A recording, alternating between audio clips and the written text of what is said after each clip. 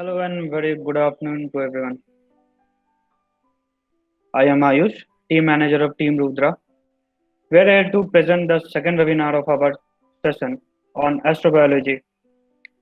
First of all, I am very thankful to all of you who have joined the webinar. We are going to start our session.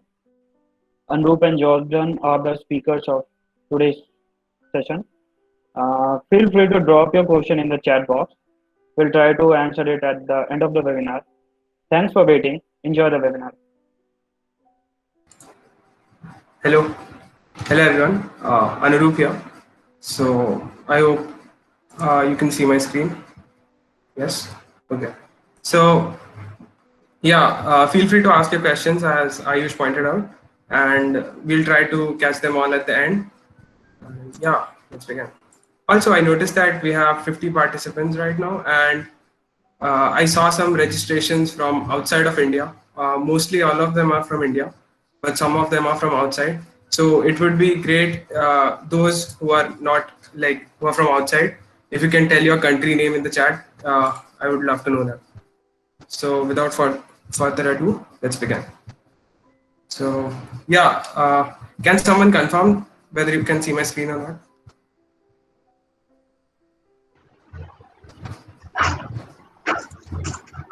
Okay, all right, awesome. So yeah, astrobiology. This is a science that seeks to understand the story of life in the universe. And science is all about questions, as we know. So let's talk about life. So first we need to know what exactly life is and where it is, where to find life beyond Earth. So far, we only know of one example of a planet that supports life, and that's our home planet, Earth. And then comes the question that how do we find the life beyond Earth? So we'll tackle some of these questions in this session. So you see these. So these are some water. This is a water molecule, and this is oxygen molecule, and these are oxygen atoms, and these are hydrogen atoms. So chemistry, you can say that this subject is universal. So suppose this is a water molecule. Anywhere you find water in the universe, let it be light years away, let it be on Earth, let it be in some other planet, in some other moon, it will have the formula H2O. And that's the beauty of chemistry, that this is a universal science. And let's similarly physics as well. Force equals to mass times acceleration. Pressure equals to force per unit area. So these formulas are applicable everywhere in the universe, and there are no exceptions to it.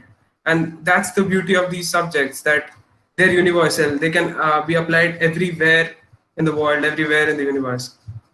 But astrobiology, in short, if you want to explain someone that what exactly astrobiology is, you can say that astrobiology is to prove whether biology is universal or not.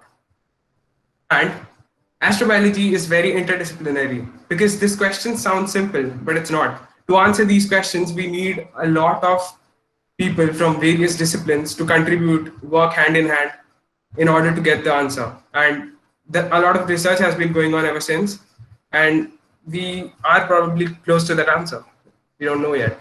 And so astrobiology involves chemistry, and how chemistry is involved is basically life is made up of molecules, and to understand how these inorganic molecules resulted in the formation of such a complex mess, you can say, called life. So chemistry, we need a lot of chemists, and obviously engineering. A Perseverance rover recently went towards Mars, and it should reach there in 7 months. And it's an engineering marvel. Like, look at the technology, look at the capabilities the rover has. Landing on the surface of another planet, wow, like it's just amazing to see that, and engineers are required for that. Physics, so there are a lot of radio telescopes looking outside for a science of radio waves. And why we do this? Because we think that if there are some intelligent species beyond Earth, they might be using radio waves. So we use telephones, TVs, and internet. So this causes leaks in radio waves. So if there is another civilization who have the capability to listen to radio waves, they will be able to listen to us. And we are hoping the same, that if there is some other technologically advanced civilization, we will be able to catch them. And then biology. We have tested growth of microbes in space and many more such stuff. And biology is extremely important because astrobiology has biology in it. And as I talked about the question, then comes geology. So we are understanding the geology of planet Mars, and and fun fact, Mars has the largest volcano ever in the solar system, and that's known as Olympus Mons. And then astronomy. So we have Hubble Space Telescope, we have Kepler, and a lot of telescopes that are looking towards looking beyond the solar system to look for planets, extrasolar planets. Basically, these are the planets that orbit other stars, and a lot of such cool information. And these information has to be like compiled, and these people from different professions need to work together to answer that question, astrobiology. But all this requires a lot of inspiration. So there are a lot of ways people can get inspired, because until and unless you are inspired, you don't get to work on something. Scientists who are looking for such answers enjoy their work. They enjoy looking for answers to their question, and that's the beauty of science, and that's how science progresses. So NASA has launched a lot of comic books, and these are amazing in case you want to read it, and many kids read it as well in case you want to like explore the field in a quite different way. You can read these comics, and they're very entertaining as well as informative. And we all know Buzz Lightyear, so yeah, like a lot of kids get inspired by him as well. And then I need answers in the comments. Can anyone tell me which movie this is and name this person as well? And then Interstellar, amazing movie. And a lot of people got inspired about space travel by this. And then a simple painting, yet this beautiful painting can inspire you to do something. And many scientists got inspired by many ways and were able to inspire others. This is Carl Sagan, and he inspired a lot of people to pursue space as their career. He inspired a lot of people to love science and not like trust on pseudoscience and other stuff. And there are a lot of amazing books I can recommend, and I can keep going on and on. So let's talk about today's presentation topic, that is story of life on Earth. Fun fact about the image, this is called the blue marble image. This is one of the most widely circulated image in Earth's history. It was taken by the crew of Apollo 17 while they were going to moon, and this is one of the best images of Earth we have right now, and it's a complete picture, so it's pretty awesome. So before talking about Earth's history, before talking about biology, life, we should know where it all started. And we all know that all started with the Big Bang. Oh, oops. This was 13 years ago, and this show started, Big Bang Theory. I love this show. Maybe put some dialogues in the chat. I would love to read them. Who else loved this show? But yeah, all started 13.8 billion years ago with the Big Bang, and hydrogen and helium formed. And slowly, eventually, other elements formed and gave rise to complexity, planets, stars, and other bodies. So fast forward to 4.6 billion years ago, Sun formed, and resulting in our solar system. 4.5 billion years ago, planet Earth formed. It doesn't look like Earth, right? Because it's hot. It took a long time to cool down. 4.1 billion years ago, there was a very important event that is called heavy bombardment, which resulted in a lot of meteorites, comets, and asteroids to strike Earth's surface and bring a lot of minerals, waters, and this is one of the most important moments in Earth history, because scientists believe that all the minerals we have are mainly from this source. So let's go to 3.5 billion years ago. Origin of life took place. This is not a very certain value because we don't know what happened back then. We don't have a very good fossil record. So it's an estimate. And 3.5 billion years ago, scientists believe that origin of life took place. So before that, everything was prebiotic. That is, the molecules were simpler. The chemistry, the earth was full of chemistry, and these molecules interacted with each other to form something called as life. And now we are talking here. We are an intelligent civilization talking here. I am sitting far away from you, yet you are able to listen to me. So yeah, we progressed a lot. And then back then, there were global oceans. So Earth was covered with water, and that's one of the reasons that like water is very important for life to survive, and I'll talk about it a bit further. And then all the life on Earth was unicellular back then, and they were anaerobes because the amount of oxygen on Earth was very low. So you can say that anaerobes are the most successful species because they ruled the earth for 2 billion years. Yeah, 2 billion years, only microbes were present on earth.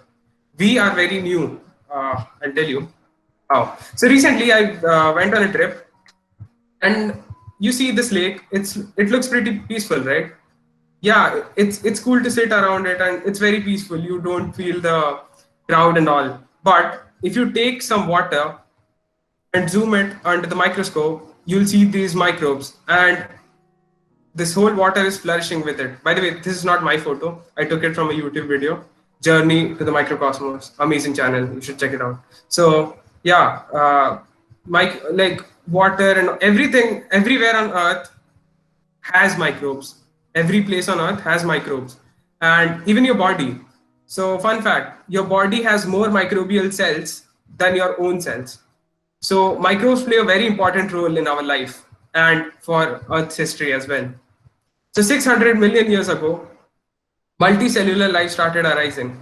Yeah, so after 2 billion years, when the unicellular organisms ruled the world, multicellular life finally came to place because the oxygen level started increasing. There are a lot of factors because of which oxygen level started increasing. So yeah, oxygen is a very important molecule because multicellular life can utilize it to perform complex functions. So yeah, we saw clumps of cells initially. These were first kinds of cells. And then we saw some insects called trilobites. Then we saw some marine creatures, strange marine creatures. We saw plants. We saw dinosaurs, obviously, we all know. And then fast forward to 300,000 years ago, we, we, we came into being. Homo sapiens arrived. So yeah, that's pretty amazing because we are so new. Look at this.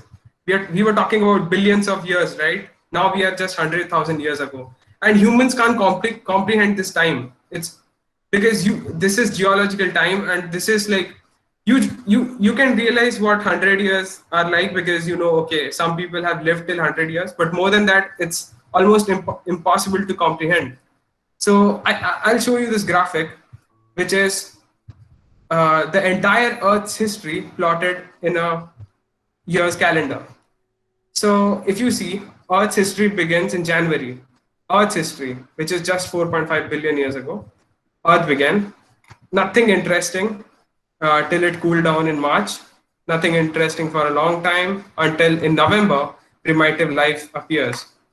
In the mid of December, dinosaurs appear, and then they disappear towards the end. And finally, human ancestors appear. Just look at the time. It's such a small amount of time since humans are here on Earth, and we have done so much to change this planet. We have impacted our environment. So maybe this calendar gives you some inspiration that we should treat our Earth gently. So we saw so many organisms, right? What's common in all this? The biomolecules of life. That's the only thing common in all the life we saw. So all life on Earth are made up of cells. All life we know so far on Earth are made up of cells, and these cells have carbohydrates, proteins, lipids, and nucleic acids. And so you see that this is a structure of cell. You must have seen it in your high school biology. So yeah, this is the nuclear membrane, and inside that we have DNA, and there is RNA in the cells, and this membrane is made up of lipids, and carbohydrates and proteins play a very important role in any organism. So now let's talk about life beyond Earth. So when we look for life beyond Earth, we should look for places that are similar. So say Mars. Mars is a very similar place. Mars has a very similar place on Earth. So look at this. This is Atacama Desert in Chile. So we have a lot of analog sites, and Atacama is one of the analog sites, and we have found life thriving here in these salt patches. So this is Atacama Desert, and you see the only difference from Mars is there is a car here. Instead on Mars, there is a rover. And there are other differences obviously, but if you look at it, it looks pretty much like Mars. Then this is Svalbard, and scientists are collecting some core samples from the ice beneath. And then there are icy moons, Europa and Enceladus. So Europa is a moon of Jupiter, and Enceladus is a Saturn's moon. These moons are very important for us because we have found similar places on Earth. For example, this place is Ellesmere Island in Arctic Canada, and you see these patches, yellowish patches. These patches are rich in sulfur, and they are very similar to surface of Europa, which is also rich in sulfur. So we know that we have seen life thriving in these places. There are a lot of species of bacteria and archaea living there, and yeah, similar places like, so there is Lake Vostok. So you might be wondering, I called it a lake, which is in Antarctica, but you don't see the lake. Yeah, that's because Lake Vostok is located many kilometers below the Vostok station, which is by Russia in Antarctica. So in that lake also we have found life thriving. So that's amazing. And why is this possible? This is possible because of extremophiles. So extremophiles are organisms who love to live in extreme conditions, and they have evolved mechanisms to survive these stresses in extremes. So for example, you have some pickles, or if you like to eat olives, you keep them in a jar full of salt water or brine. So why do we do that? To preserve them, to protect them from microbes. So many of us think that in salts microbes can't grow, but that's not the case. There is a lake in Maharashtra in India, which is called Lonar Lake, and it has a lot of microbes thriving inside it. In fact, this pink color is because of a microbe called, I have a hard time in pronouncing this, but yeah, just read it out. Yeah, so this microbe is present, and the pink color is because of, this is an algae, and it bloomed to cause this pink color. And then then there is water. So if you want to clean some surface, or if you have a baby at your house and you want to feed him or her, you prefer to clean the utensils using warm water before giving it, so-called sterilization. So this works, but then there are places on Earth which have such extreme conditions, such as Yellowstone National Park. So Yellowstone National Park has some hot springs, and this hot spring has a lot of microbes. In fact, all the colors you see there are because of microbes, and the temperature reach extremes, and it's constantly steaming there. So there also we have found microbes. And then when you drink water, you prefer a purifier which has UV light to treat the water. So when you pass water through UV light, you expect that all microbes die and you get the pure water. But then we have this microbe called Deinococcus radiodurans, which can survive extreme radiation. And Jordan will talk a bit about it as well. So these are extremophiles, and what Jordan is going to talk about is tardigrade, which is an extremotolerant organism. So Jordan will tell you the difference. So my point is, why not? why not expect life to be present there? Why not expect? So we have seen environments on Earth which are hostile, and we would have never thought that life would exist there, but they do.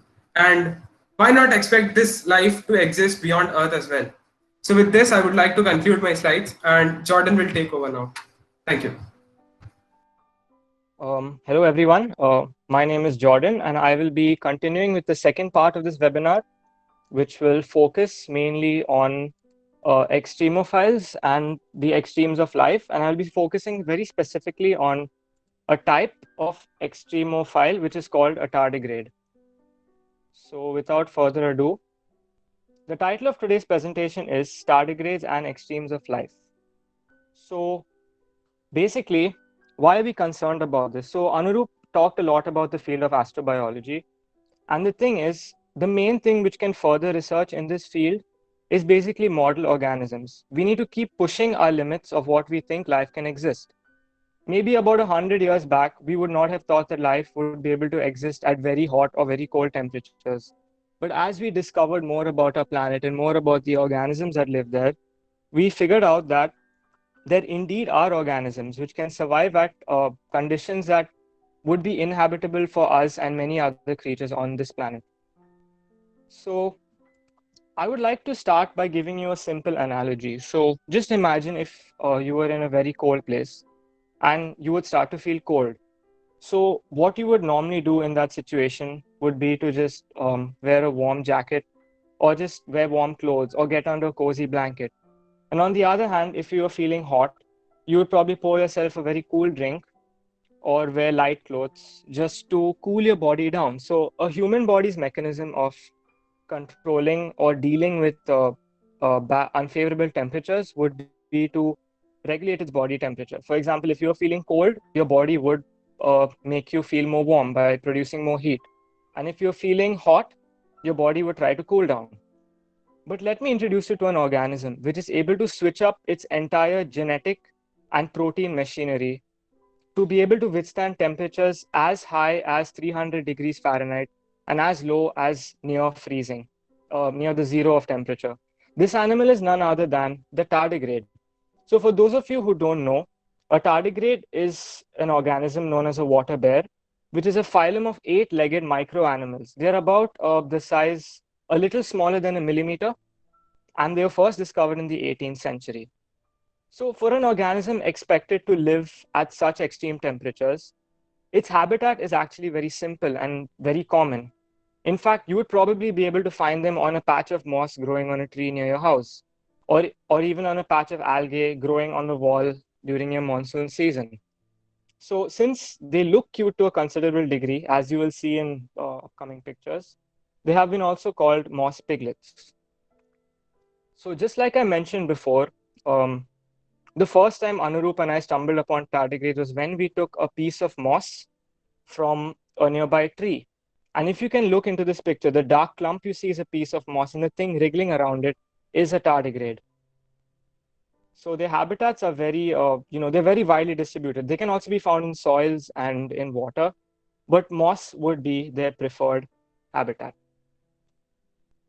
So one of the main news articles that brought our attention and also attention of a lot of other people to tardigrades was basically when an Israeli lunar lander crashed on the moon, and it had a payload of tardigrades for testing purposes and spilt all these tardigrades onto the moon. So now we do not know whether they are alive or not, but you can see in this picture, the two different images basically show the impact site before and after. So that white spot you see at the center of the screen, there could be tardigrades just, waiting there, hibernating, waiting to come alive, or they could all be dead. Like there's no way for us to find out. So tardigrades have made their way into a lot of popular science articles. When in 2007, they were figured to be the first animal to survive the vacuum of space. They were taken on a controlled experiment, and they were able to survive an almost complete vacuum in space and also tolerate the high levels of radiation. Then scientists thought a step further and took the eggs of these tardigrades. And they figured that, well, these eggs could do the same. They were also able to survive these extremes at space. In fact, at space, you would expect radiation levels of about 1,500 gray. So for those of you who don't know, I'll give you a simple analogy. If we were exposed to that level of radiation for just 1 minute, we would be dead. And another breakthrough in the field of tardigrades was when scientists took a protein from these tardigrades. So basically, the mechanisms of the tardigrades' ability to survive has a lot to do with their proteins and genes. And with biotechnology, we're able to take proteins and genes from one organism and express them in organisms of our own interest. So that's one of the huge advancements in the field of biotechnology and science. We are able to create, clone copies with certain limits, of course, but we were able to do this. And when we took these proteins and expressed them in human cells, our human cells too were able to tolerate a considerable amount of radiation. So I will talk a little more detail about each of these topics a bit later on. So first, I would want you to understand a bit more about this organism and all its interesting features. So I've labeled 5 features for you. The first refers to its habitat, limnoterrestrial. It might sound like a big word, but it's pretty simple. Terrestrial basically means that their preferred habitat would be on land, but actually it is not the case. They are found in pockets of water that is formed between pieces of moss. So it's sort of terrestrial, but not quite. They are surrounded by water. So they would prefer to live in habitats where water is abundant. The second property is their radiation tolerance. So like I showed you in the previous slides, tardigrades have been flown to space where they have survived a lot of the conditions there and have been considered to be a radiation tolerant organism. The third and one of the most fascinating things about tardigrades is their unique proteins. So for those of you who have a basic understanding of biology, you would know that proteins are not able to function at high temperatures or low temperatures and are basically they're very fragile. You would need a very optimum conditions for proteins to function. Tardigrade proteins, on the other hand, have evolved in such a way that they can function even at unfavorable temperatures and unfavorable conditions. Again, a bit more on that will be explained a bit later on. Another very interesting property is called cryptobiosis. So this is basically the ability of a tardigrade to sort of enter like a state of sleep where it suspends all activity, which enables it to bear the extreme temperatures and emerge from these conditions when conditions are favorable. So it's sort of like hibernation or a very, very deep sleep.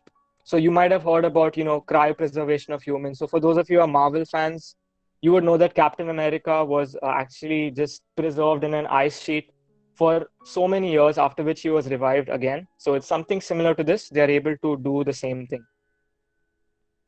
And lastly is extremotolerance. So Anurup mentioned a word called extremophiles to you.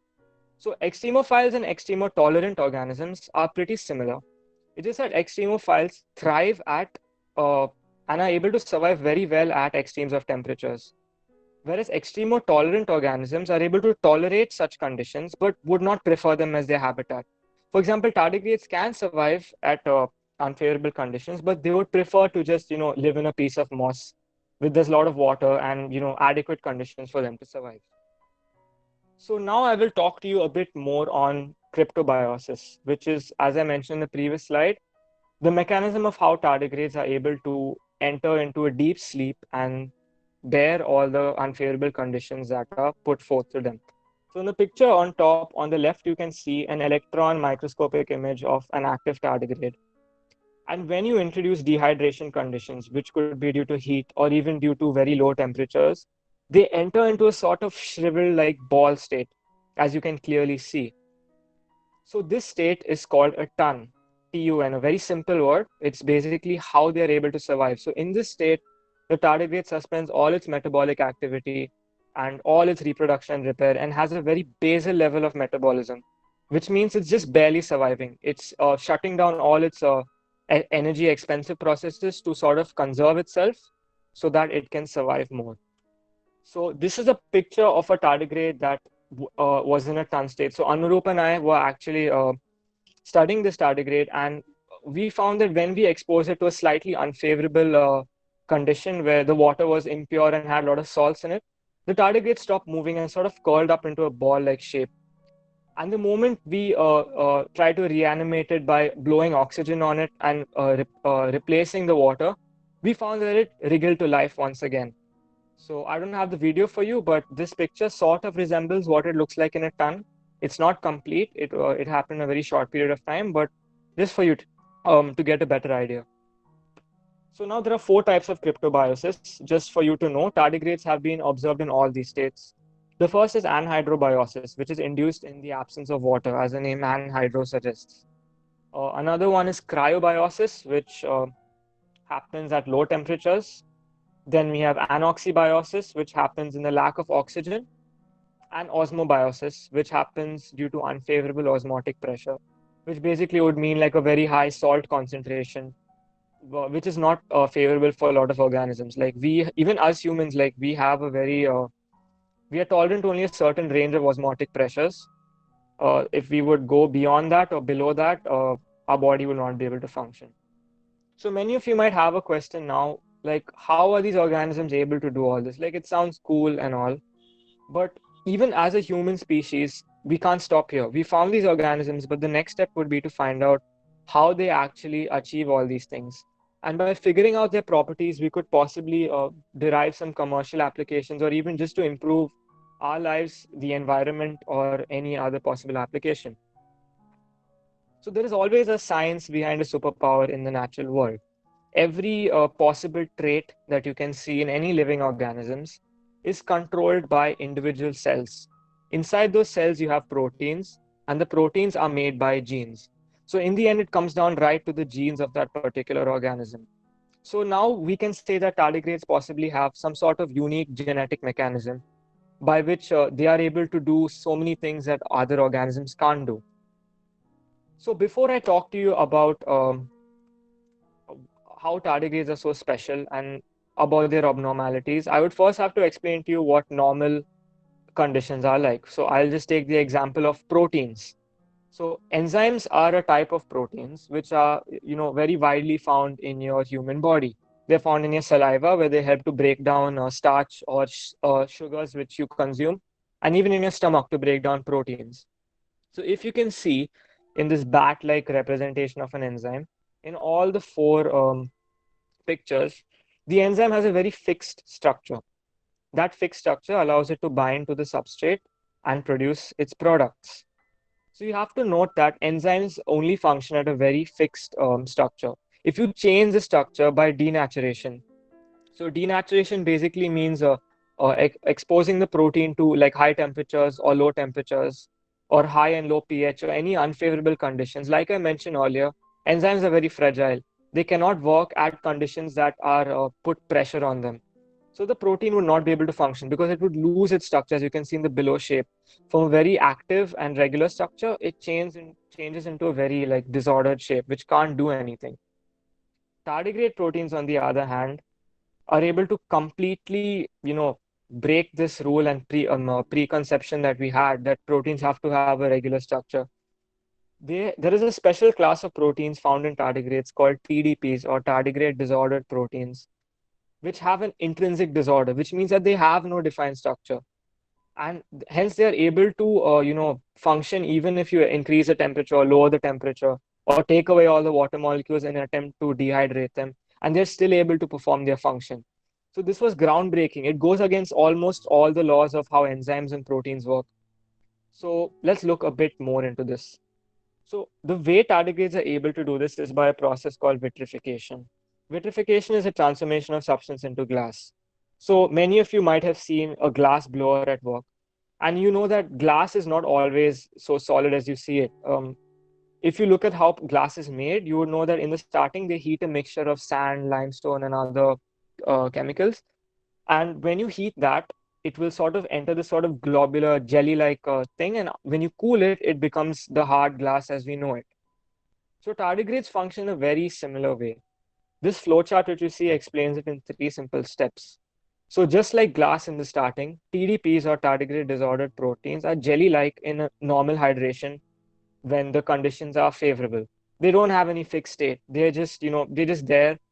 And when you introduce some unfavorable conditions like desiccation, which means dehydration, or high temperatures or low temperatures, they will respond by vitrifying or transforming into a glassy like state. Now, when they transform into this glacier-like state, what they're able to do is they trap water molecules, and they also possibly predicted to trap other proteins. And when it does so, it sort of encases it in a protective shell and shields all these molecules in the cell from the unfavorable conditions, from the heat. So you're trying to take away the water molecules by dehydration. But if the protein is able to hold on to these water molecules so tightly, then you're good to go because you won't lose the water molecules. And that's the function of these TDPs. They sort of act as protectants. So this video, which you will see now, is sort of summarizes everything I've said. It's from the news site called Wired. The link will be provided later on if you want to watch it, but I suggest you watch it now, and there's no audio, so please pay attention to the captions. I'm going to play it now.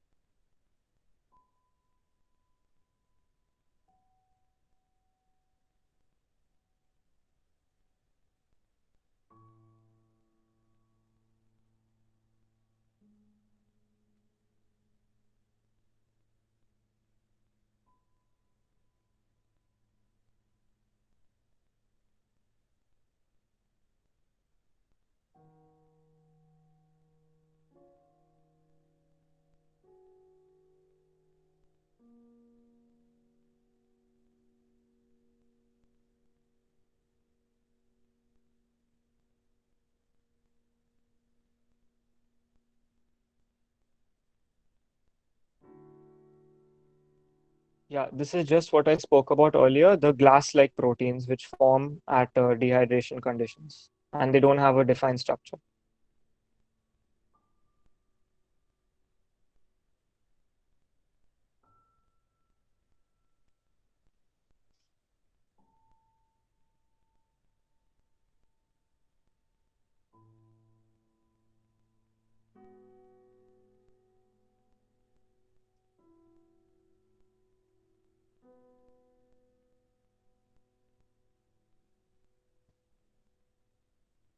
Yeah, that's all from that video.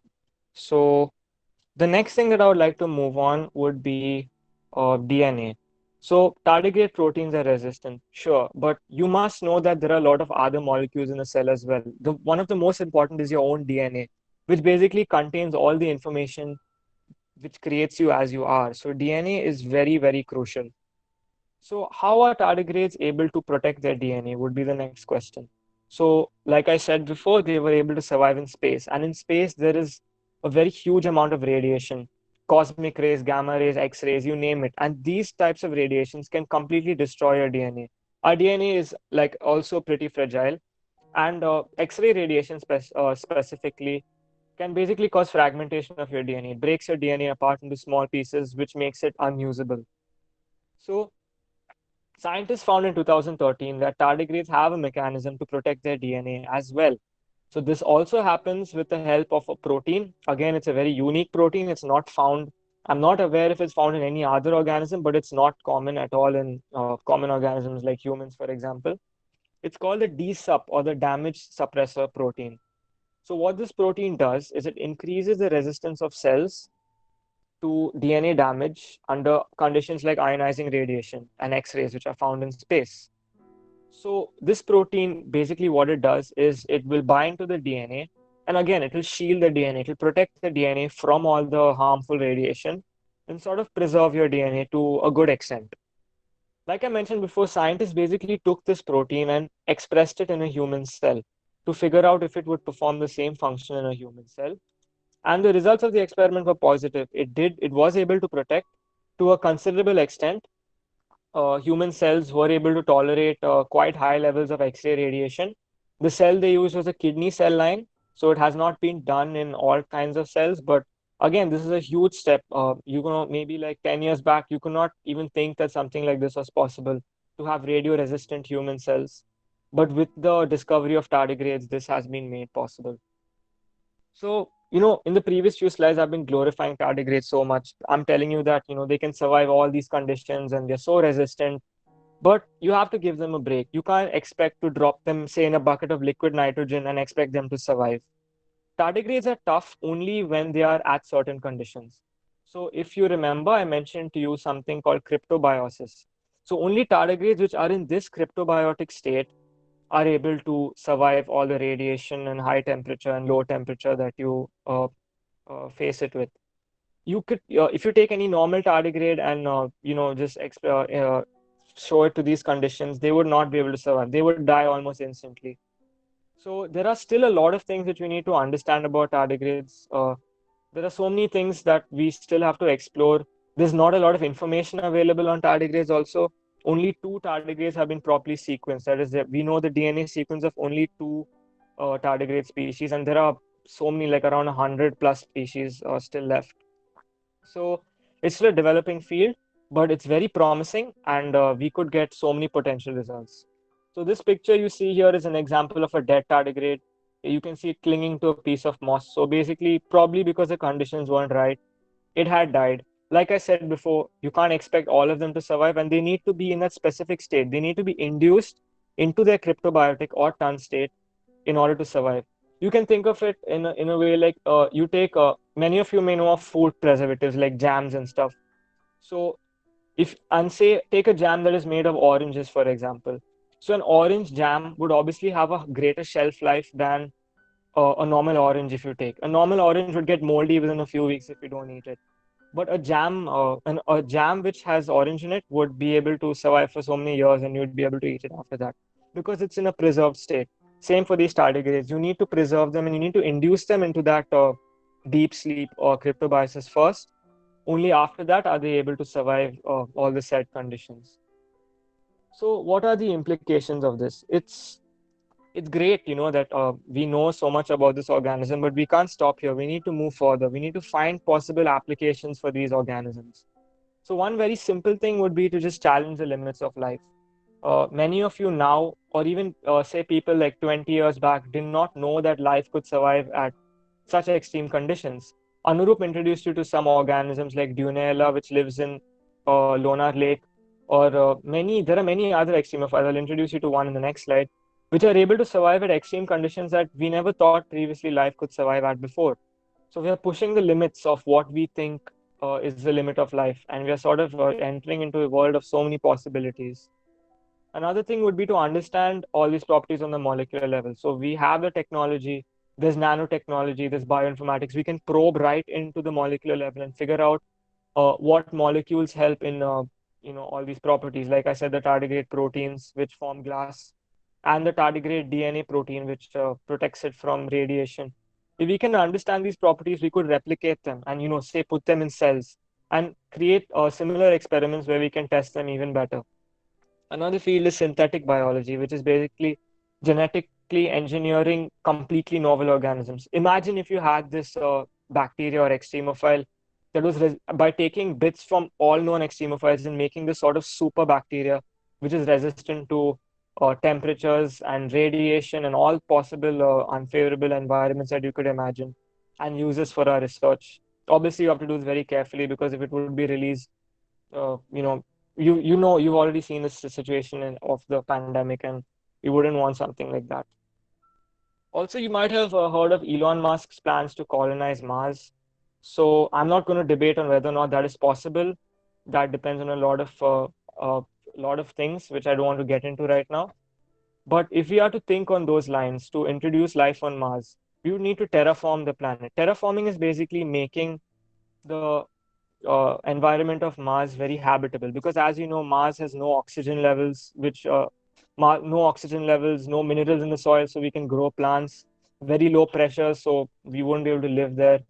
So by introducing organisms and like to make the soil fertile or create a sort of controlled environment which has oxygen, we would possibly need to introduce some life forms there. And also, so the picture you see of the green spherical-like bacteria is a bacteria called Deinococcus radiourens. It is one of the most radio-tolerant organisms known till now, and survived a controlled experiment in space where it survived for 3 years, exposed directly to radiation and the vacuum of space. So such organisms could be used for potential applications. For example, biomining. So you might have heard that asteroids in space have very high levels of minerals and stuff. And if we could get hold of those we could become billionaires. So by introducing microbes onto such planets and ask them to mine. So there are many microbes which are able to take up minerals as part of their metabolism. And then if we take these microbes after that, we can extract the minerals from them and use them for whatever we need it for. So the possibilities are a lot. So one such possibility is biomining. So we have created this document in which there are suggested supplementary reading material. There is an article on biomining by Anurup. You can check that out. We'll share it to you soon after this presentation. And truly, the possibilities are enormous. So I don't want to keep talking about what could be done and what cannot be done because my knowledge is very limited to the field of biology. And I know that many of you here are engineers or physicists or chemists, and you could be thinking on lines completely different from mine. So I would ask you to think in your own way of what possible applications you could think or possible ways we could further this field based on the information Anurup and I told you. So yeah, with that, this webinar comes to an end. Questions are open now. Anurup and I will be discussing questions previously which have been mentioned in the chat box. Or if you want to ask anything now, please don't unmute your mic and ask. You can enter it in the chat box and we will answer them. Thank you.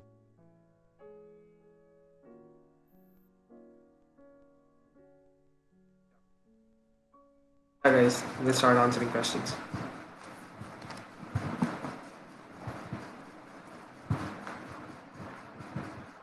Yeah, so Jordan, may I answer this question? Lifespan of a tardigrade. Hello, Jordan, can you hear me?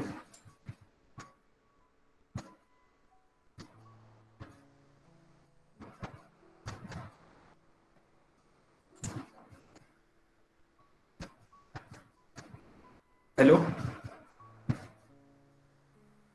Yeah, I'm typing the question in the comments. No, we can answer it, right? Yeah. Okay. So the question by Sarthak is lifespan of a tardigrade. So basically, tardigrades have, in general, they live around 2.5 years. But in, like, as Jordan mentioned, that they go to a stage called cryptobiosis. So the optimal lifespan is around 2.5 years if you feed them properly, keep them in normal environments. But more than that, we have hardly seen them to exist. But if you introduce that cryptobiotic stage, we have seen them survive for 30 to 40 years as well. So the story of how tardigrade was discovered is also related to this. So scientists went on an expedition and they collected a lot of ice, and then they kept it for 30 years. After 30 years, once the ice was thawed, they noticed that tardigrades came back to life, and that's how tardigrades were. That's how scientists knew about this property of cryptobiosis. So that's the reason. Yeah, I hope I answered your question. Wait, so One more question came. I guess Anurup would be able to answer this better about biomining. Okay, wait. So you said that we would be billionaires if we introduce the biominer on other planets. So my question is, why hasn't someone already done it?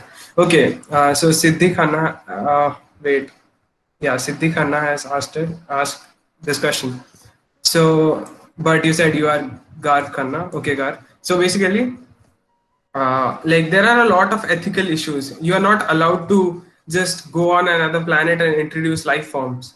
There are a lot of laws that you have to abide. So for example, like NASA or other space organization take planetary protection laws very seriously. So according to those laws, you are not allowed to carry anything, any microbe or any organism to another planet or to another planetary body. So the even if you are going to Mars, when we send spaceship to Mars, for example, we recently sent Perseverance rover, the entire spaceship and entire rover is very nicely sterilized, so that to ensure that there are no microbes on board. But again, like you can't, they are microbes after all, so some of them remain, but mostly they die. So yeah, there are a lot of ethical issues and you can't do that. But yeah, in future someday there is a lot of debate going on and it's pretty interesting to follow that. Okay, Yeah, so Sarthak asked if tardigrades are big enough to be seen by the naked eye. So you can't. It's smaller than a millimeter. So maybe a very large size tardigrade, you might see it as a dot, but you won't be able to see it that clearly. So, but they can be seen under the lowest power of a microscope. So for those of you who have used microscopes before, that would be the 4x objective, I think. So you yeah, could see them pretty clearly under that. yes. Oh yeah, And and then Sergio mentioned that my slides got cut off. Yeah, I noticed that too. I wasn't able to do anything about that, so I'm sorry. I don't think majority of the information was not visible. So, but if you have any queries of something that you weren't able to read properly, you can ask me. okay, so what ideas exist to fix atmospheres on Mars to support life? Yeah, so I can answer that. So there are many ideas. So basically, terraforming, as Jordan mentioned, basically you have to make a planetary body more Earth-like. So one such idea is you can introduce a lot of greenhouse gases. So I can give you an example. So think of Venus. Okay, so the temperature on Venus is very high. It's the hottest planet in the solar system. Why? Because it's full of greenhouse gases, and Mars is comparatively very, very cold. So if you introduce a lot of greenhouse gases on the surface of Mars in the atmosphere, so you can expect the temperature to rise. And yeah, and then to do this, you can't just take machines and all, but you can introduce some life form which does that. But again, terraforming is a very, very slow process. It's a hypothetical process, and it's very slow. If we take that step, we will take thousands of years to convert Mars to become a little bit like Earth. So it's a very long process. What about smuggling? Yeah, okay, yeah, we can do that. uh, what do we how do we induce cryptobiosis so that tardigrades can survive harsh conditions? Do you want to answer it, Jordan? Yeah, Arunava sure. has asked. Okay. Yeah. Yeah, so to introduce cryptobiosis, you would have to basically introduce those unfavorable conditions in a very slow and controlled manner. So you can't suddenly expose them. And you basically have to allow the genes to express the proteins, right? Like I mentioned, basically, for those who don't understand this, genes produce proteins and proteins do the required functions. So we need to give the organism time for it to synthesize those genes. So we probably have to introduce it to very like not that extreme conditions and over time increase the intensity, and then you would be able to get the cryptobiotic state. Yeah. Wait, Satak asked if you could find them in a water pool. The only way to know would be to search and find out. Maybe not in a swimming pool because there'll be high levels of chlorine and stuff, but in a freshwater lake, you could, but that would be very hard to, continuously take water, put it on a microscope because water is such a huge, there's like a huge amount of it. It would be better to search in moss. Yeah, so basically, if you have a lake and all, there must be some moss growing on it.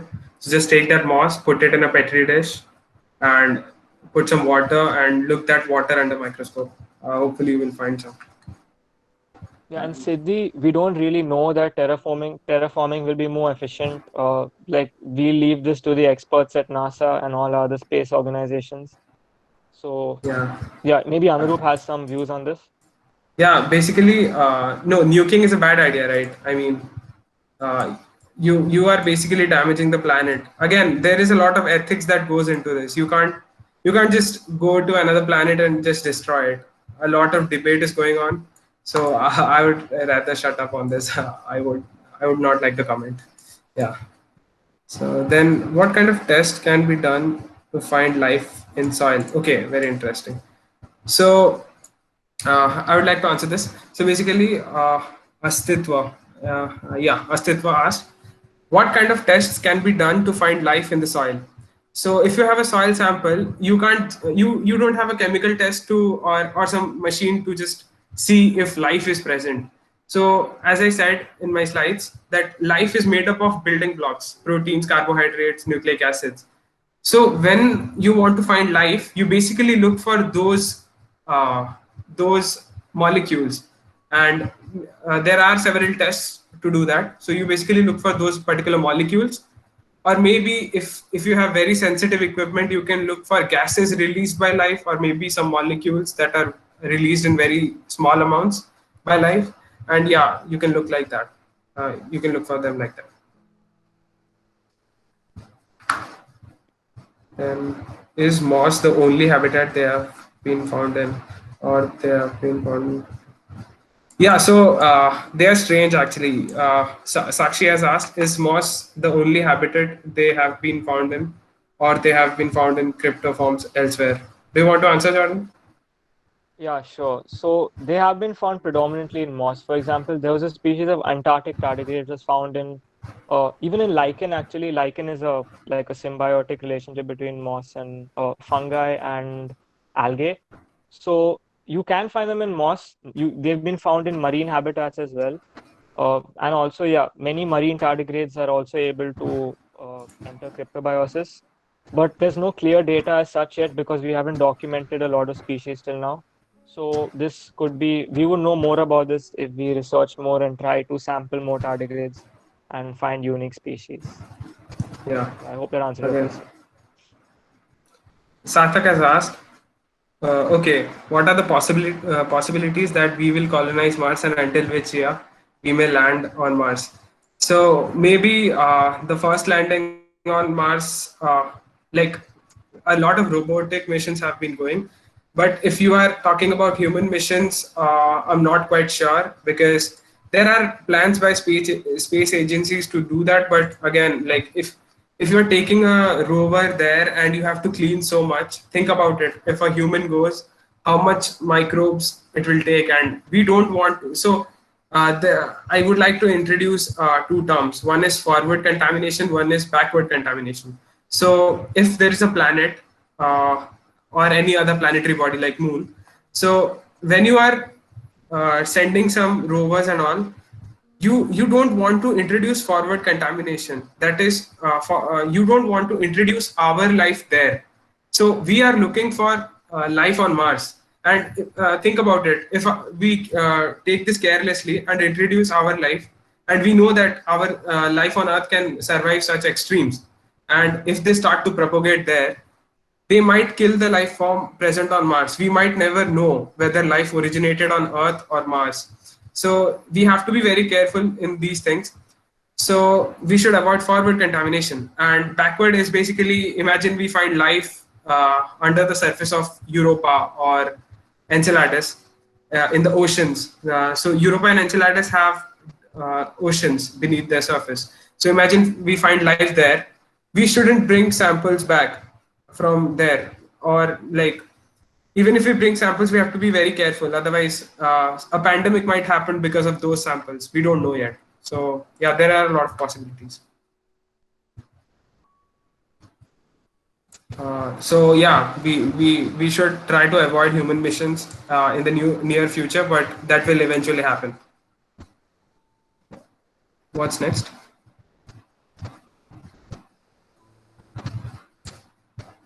It's talking about going to Mars, but Venus is approx 50 kilometer above its surface.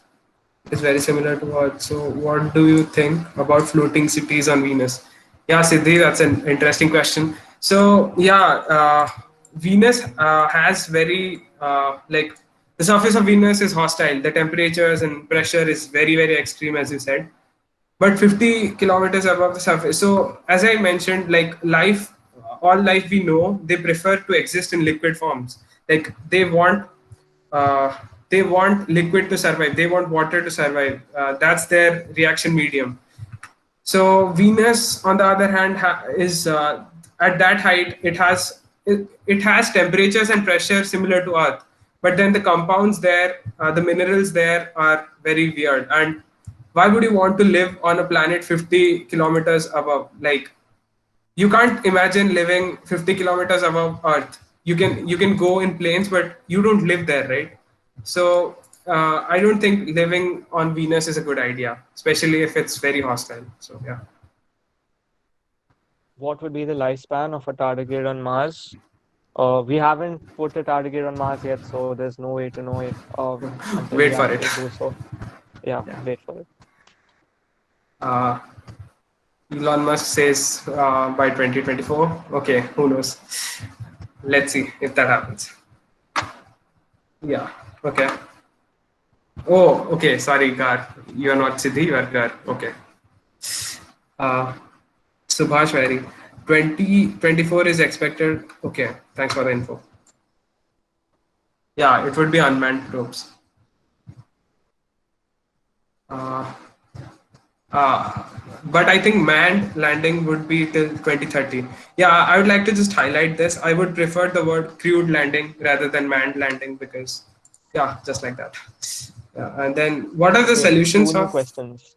Okay, awesome. Yeah, you can take. Okay, first I'll answer Sakit's question. The solutions for water on Mars. So we would have to, like I said, you could either build a controlled environment in which we would have probably have to find a way to synthesize water, or, sort of import water. But otherwise, there is expected to be water in the below the crust of Mars in its underlying layers in the form of. So far, they've detected ice sheets. We don't know yet if there's liquid water. And Yeah. Anurup, you could talk more about this, maybe. Yeah, so basically, in the polar caps of Mars, we have found water. I mean, solid water.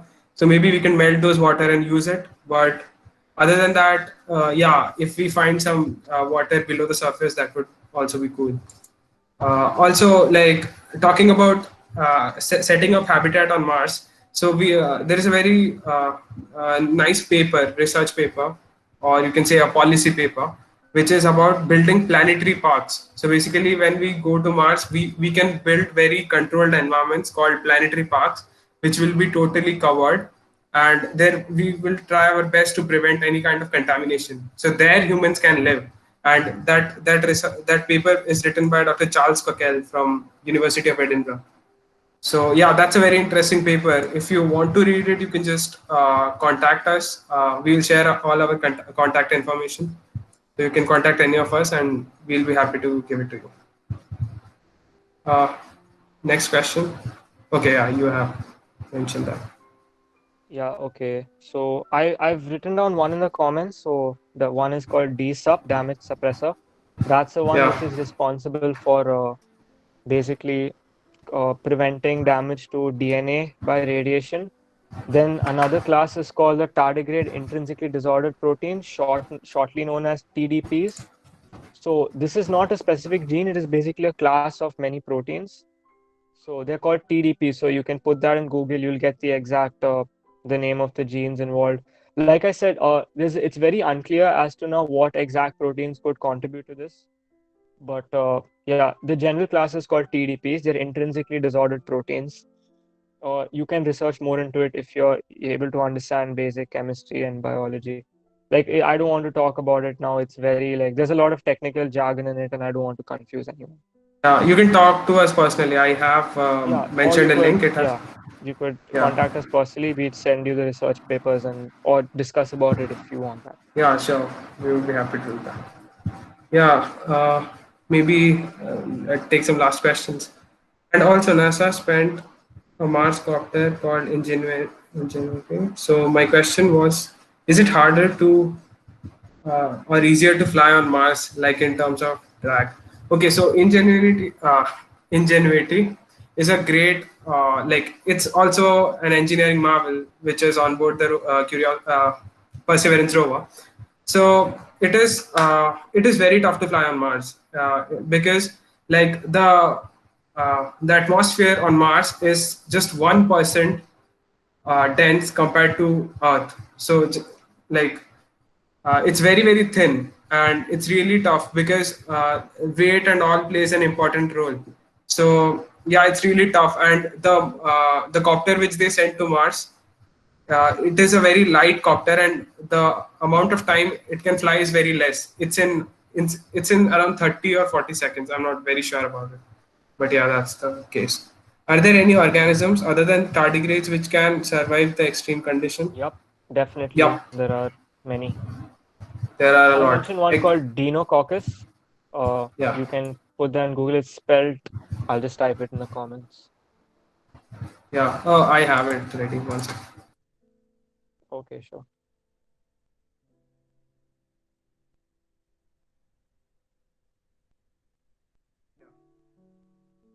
Then, okay, awesome.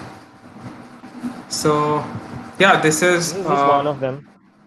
yeah, there are And many, and if you are asking about extremo tolerant organisms, similar to tardigrades, for example, which can go to cryptobiosis and do all that, there are like there are some nematodes and there are some rotifers who can do that. These are some other organisms. We can chat about it later. I don't see any other questions, so maybe we Oh should yeah, I conclude this remember a session. question from earlier. Just a second, Okay. Anurup. It Yeah. said that tardigrades were placed under Arthropoda, a class. They're not actually arthropods. They have a separate phylum called Tardigrada. So basically, this is very similar to nematodes and another organism called rotifers. Many of you may not know that. So nematodes Hmm. are a type of parasitic worm which they cause diseases in our body.